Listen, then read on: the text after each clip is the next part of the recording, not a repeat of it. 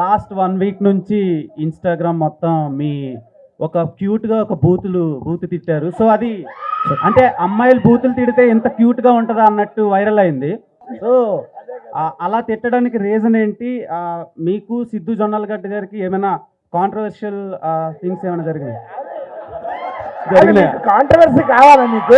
అయ్యే కాంట్రవర్సీ కావాలా? అలా కాదు సిద్ధు గారు, అసలు ఏమైంది? ప్రాబ్లం ఏంటి? సిద్ధు గారికి రాశి గారికి అసలు ప్రాబ్లం ఏం జరిగింది? ప్రాబ్లం లేదు, అసలు లేదు, ప్రాబ్లం లేదు.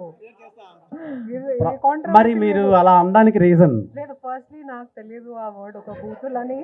అది బూతే కదండి. నాకు తెలియదు, నేను చెప్తున్నాను. నాకు ఒక ఫ్రెండ్ పిలుస్తారు ఈ మాట.